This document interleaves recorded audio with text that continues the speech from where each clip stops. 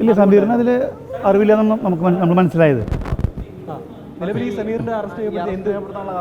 അല്ല, അത് സമീറാണ് എന്ത് ചെയ്ത് ഈ ഫ്ലാറ്റ് വാടകയ്ക്ക് എടുത്തത്. അപ്പോൾ അങ്ങനെ ഒരു ക്രൈം അവിടെ നടക്കാൻ ആൾ അനുവദിക്കാൻ പാടില്ല NDPS നിയമപ്രകാരം.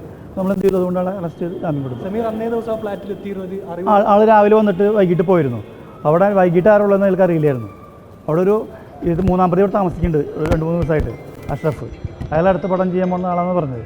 അപ്പോൾ അതിന് വേണ്ടിയിട്ട് സൗകര്യങ്ങൾ ഇവർ ചെയ്ത് കൊടുക്കുന്നത്. ഇവരൊരു പ്രൊഡക്ഷൻ കമ്പനിയുടെ പേരിലാണ് ഈ ഫ്ലാറ്റ് എടുത്തിരിക്കുന്നത്. ഈ സമീർ ഏതെങ്കിലും ഘട്ടത്തിൽ ലഹരി ഉപയോഗിച്ചോ അങ്ങനെ എന്തെങ്കിലും? ഇല്ല, അത് ഇല്ലില്ല. സാർ, ഇത്തരത്തിൽ ഈ ഫ്ലാറ്റ് നിരന്തരം ഇങ്ങനെ ലഹരി ഉപയോഗത്തിന് ഉപയോഗിച്ചിരുന്നു, അങ്ങനെ എന്തെങ്കിലും കണ്ടെത്തലുണ്ടോ? ഇല്ല, നമുക്ക് നേരത്തെ ഇൻഫർമേഷൻ ഉണ്ടായിരുന്നു. നമുക്ക് കഞ്ചാവാണ് കിട്ടിയത്. അദ്ദേഹത്തിന് അറിവില്ല എന്നാണ് നമുക്ക് മനസ്സിലായത്. അയാളെ അതെ 25 പ്രകാരം നമ്മൾ എന്ത് ചെയ്തു, അയാളെ അറസ്റ്റ് ചെയ്തു, ജാമ്യം കൊടുത്ത് പറഞ്ഞു. ഉണ്ട്. ഇനിയും നമ്മൾ 5ാമത്തെ ആളെ പിടിക്കാണ്ട്, നമുക്ക് കൊണ്ടുകൊടുത്ത ആളെ നമ്മൾ അന്വേഷിക്കുന്നുണ്ട്. അയാളെ അറസ്റ്റ് ചെയ്യും. അയാൾ നമുക്ക് കിട്ടിയിട്ടുണ്ട്. കൊച്ചി സ്വദേശി അങ്ങനെ എന്താണ്? അയാൾ ഇവിടെ താമസിക്കുന്നുണ്ട്, ഇവിടുത്തുകാരനല്ല. അയാൾ ഇവിടെ താമസിക്കുന്നുണ്ട്, കാക്കനാട്. ഈ ഷാലിഫാണ് ഇവരിലേക്ക് ലഹരി റൂമിലേക്ക് എത്തിച്ചത്. എന്താണ്? ഷാലിഫാണ് വാങ്ങിയത് പോയിട്ട് ആരെയെന്ന്, ഈ 5ാമത്തെ ആളുടെ നമുക്ക് അയാളെ അഡ്രസ്സ് ഇനി എടുക്കണം, കിട്ടും. അതാരൊക്കെയാണ് നമുക്ക് ഐഡൻറ്റിഫൈ ചെയ്തിട്ടില്ല.